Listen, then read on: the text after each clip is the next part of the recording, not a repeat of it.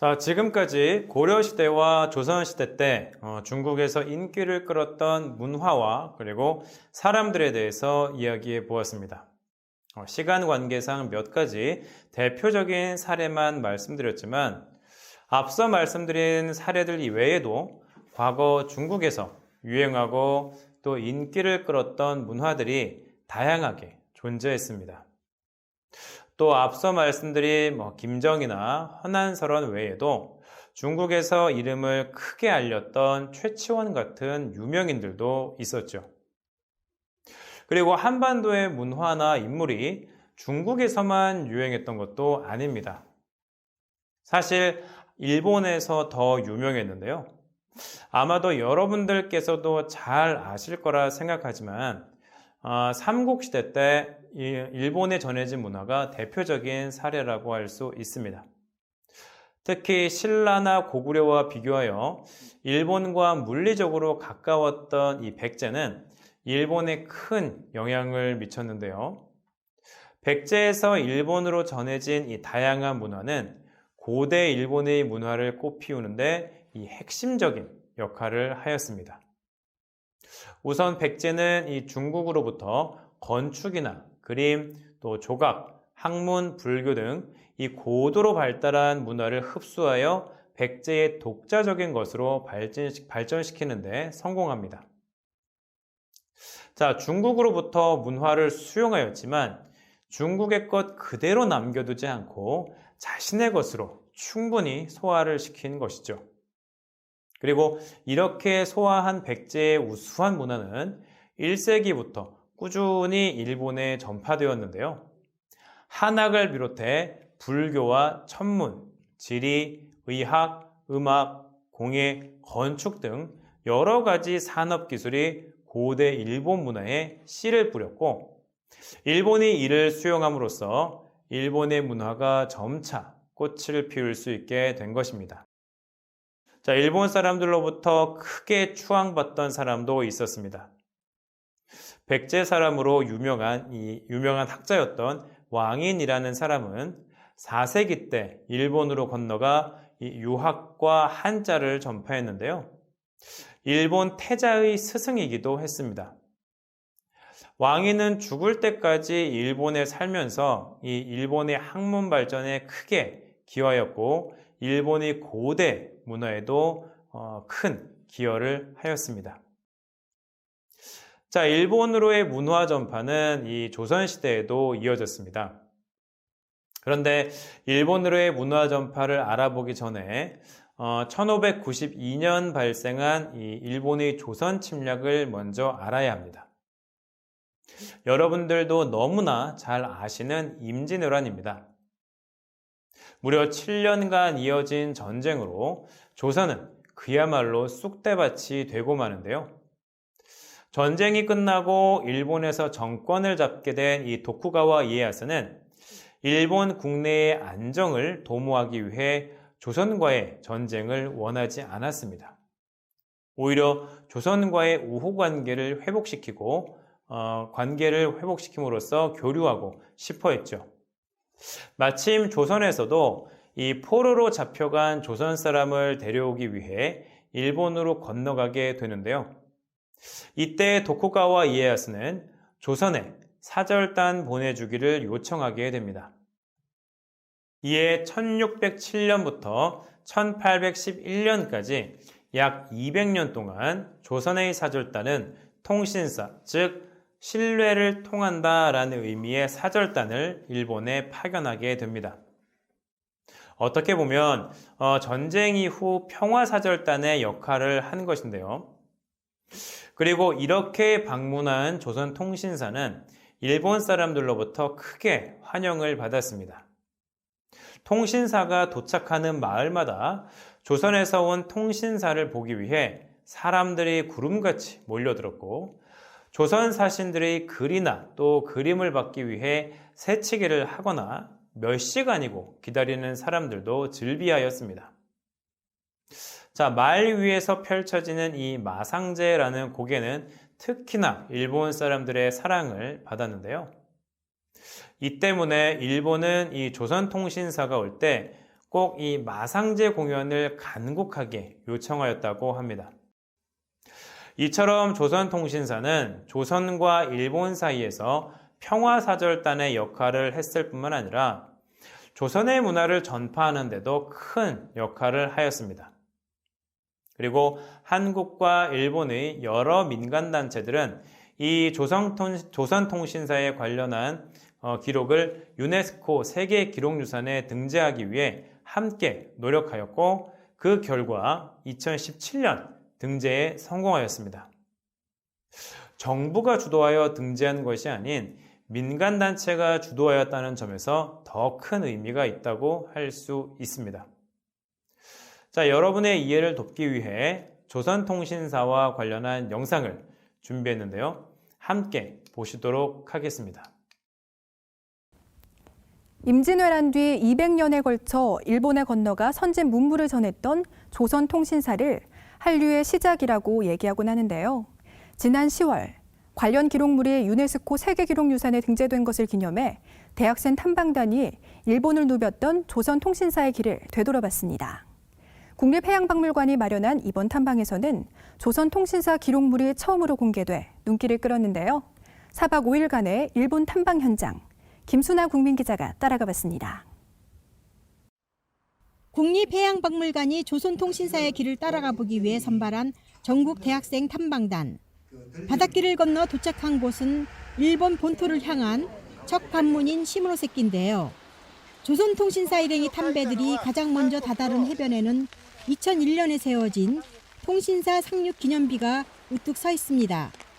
임진왜란이 끝난 뒤 일본을 재통일한 도쿠가와 막부가 평화와 선진문화를 얻는다는 명분으로 조선 조정에 요청하면서 전쟁으로 중단됐던 활동이 재개된 조선통신사. 지난 1607년 이후 200여 년 동안 12차례에 걸쳐 일본에 파견됐습니다. 조선통신사의 숙소였던 아카마 신궁에는 세계기록유산에 등재된 기록물인 임수간의 시가 보관돼 있습니다. 시모노세키 시립역사박물관은 수장고에 보관돼 있던 조선통신사 기록물 4점을 공개했습니다. 에도시대 때 조선통신사 행렬을 본 군중이 그린 실제 그림입니다. とても白熱した議論が交わされましたが、最後はやはりどうしてもこの朝鮮通信史の記憶を世界の記録として残したいという熱意でまとめることができました。 세계 기록유산 등재는 양국이 공동으로 민간 차원에서 이루어낸 성과입니다. 이것을 양국 국민들이 잘 아는 것부터가 민간 외교의 출발이라고 생각합니다. 조선통신사 배가 입항하는 모습을 그린 그림입니다. 당시 조선통신사가 차지하는 비중을 잘 반영한 귀중한 자료입니다. 일본은 조선통신사를 위해 화려한 접대를 했다고 전해지는데요. 이곳은 통신사 접대가 가장 좋았던 시모카마가리에 재현한 쇼트엔입니다. 탐방단이 들른 일본의 도시마다 세계기록유산 등재를 경축하는 현수막이 눈에 띕니다. 일본에서 유일하게 조선통신사 자료관이 있는 시모카마가리. 통신사들을 접대했던 음식과 행렬을 재현한 무용은 당시 대환영 분위기를 엿볼 수 있습니다. 긴 두루마리에 그린 통신사 선당 그림도 이번에 세계유산으로 등재됐습니다. 조선통신사가 절경을 즐겼던 도모노우라에서는 통신사들이 쓴 글씨와 현판도 눈에 띕니다. 조선통신사 바닷길의 종착지였던 오사카의 역사박물관에서는 한일 대학생 교류 프로그램도 열렸습니다. 日本にいたら朝鮮通信史のことを知る機会があまり多くないんですけど、韓国の学生とこのように場で一緒に学ぶことができたのがすごいいい機会だったなと思います. 조선통신사들이 왔을 때 일본에서 이제 어떻게 반겨줬을까, 근데 그런 상상을 많이 상상이 됐는데 좀 소소하게가 아닌 엄청 크게 이제 퍼레이드처럼 반겨주셔가지고 이제 좀 그게 좀 감명을 받았고. 원래 조선통신사의 길은 한양에서 에도까지 왕복 만리에 1년 넘게 걸린 긴 여정이었습니다. 앞으로 조선통신사가 바라는 신뢰와 그리고 평등의 한일 양국의 외교가 함께 꽃피기를 바랍니다. 30만 명의 인력에 8만 마리의 말이 동원됐는데 당시 막부 1년치 예산을 웃돈 막대한 경비를 일본이 모두 부담했습니다. 한류의 시작이었던 조선통신사. 200여 년 동안 이어지는 사이 한일 두 나라가 계속 평화를 유지하면서 세계사에서 찾아볼 수 없는 믿음의 외교였음을 잊지 말아야 할 것입니다. 일본에서 국민리포트 김순아입니다. 지금까지 일본으로 전파된 백제와 조선의 문화에 대해서도 잠시 살펴보았는데요. 이처럼 한국의 문화는 과거 중국에서뿐만이 아니라 일본에서도 큰 사랑을 받았습니다. 그렇기 때문에 많은 사람들이 이미 오래전부터 한류가 있었다라고 말하기도 합니다.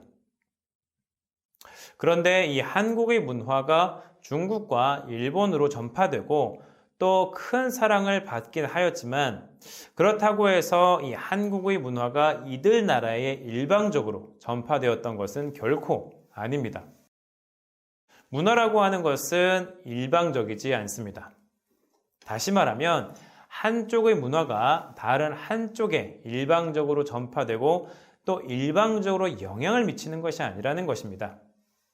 문화는 이런 접촉을 통해 상호 교류하게 됩니다. 자, 고려시대 때 몽골에서 이 고려양이라고 하는 고려의 풍습이 큰 인기를 끌었다면 고려에서는 몽골풍의 풍습이 큰 인기를 끌었고요. 조선시대 때 크게 유행했던 이 김정희는 청나라 문인들과의 교류를 통해 더욱 발전할 수 있었습니다. 천재 여류 시인이었던 이 허난설원도 중국의 유명한 시를 보고 배우며 자신만의 시를 지을 수 있었습니다. 앞서 살펴본 일본의 경우도 마찬가지입니다.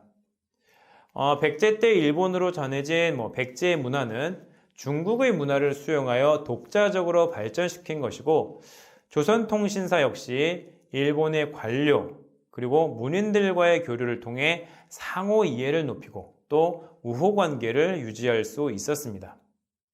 그리고 이러한 문화 교류가 있었기 때문에 조선과 일본은 임진왜란이라는 큰 전쟁을 겪었음에도 다시 한번 관계를 회복할 수 있었던 것입니다.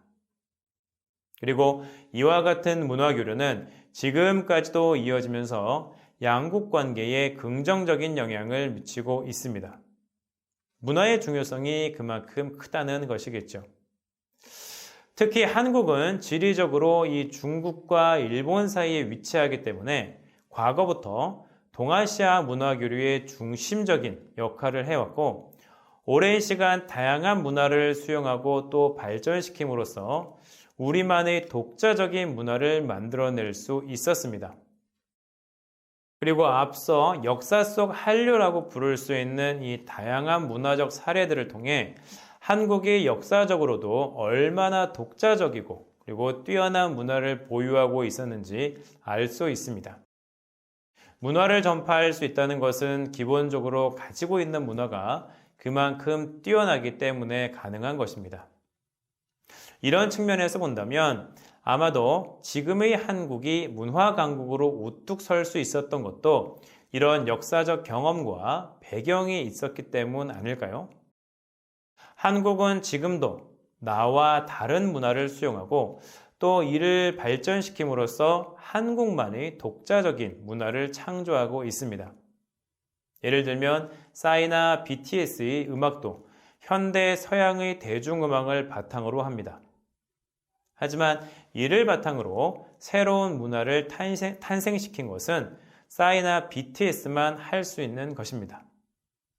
그리고 이렇게 창조한 한국의 문화는 마찬가지로 중국과 일본을 비롯해 전 세계에 전해지고 또 크게 주목받으면서 한국의 위상을 높이고 있습니다. 한국은 여전히 문화 강국으로 자리매김하고 있는 중이죠. 자, 그럼 끝으로 내용을 정리해 보도록 하겠습니다. 자, 한국과 중국은 수교 이전 적대 관계를 유지했으나 1983년 이 민항기 사건과 1986년 아시안게임, 1988년에 개최된 서울 올림픽 등을 겪으면서 관계를 개선하기 시작하였습니다. 특히 1988년 7월 7일 노태우 대통령이 추진한 이 북방 외교로 말미암아 사회주의권 국가와의 관계 개선에 대한 분위기가 조성되었습니다. 자, 한국과 중국은 1992년 외교 관계를 수립하였고요. 이후 양국 관계는 정치와 경제, 사회, 문화 등 모든 영역에서 빠르게 발전하였습니다. 자, 고려시대 제작된 고려청자는 은은한 푸른색을 띠는 도자기이며 당시 중국 사람들에게 큰 인기를 끌며 극찬의 대상이 되었습니다. 자, 그리고 고려양은 몽골 제국 시기 몽골 지배층 사이에서 유행하던 고려의 복식과 음식 등 고려의 풍습을 가리킵니다. 허난설원은 조선 중기 때의 천재 여류 시인으로서 조선보다 중국에서 더 큰 인기를 누렸던 시인입니다. 또한 김정희는 조선시대의 대표적인 명필이자 학자로서 청나라 사람들로부터 크게 인정받을 수 있었습니다. 자, 한국의 문화는 백제와 조선시대 때 일본에 전파되어 큰 영향을 미쳤고요. 문화는 일방적으로 전파되는 것이 아닌 이 상호 교류를 통해 발전하는 것으로 한국 역시 문화 교류를 통해 독자적인 문화를 발전시킬 수 있었습니다.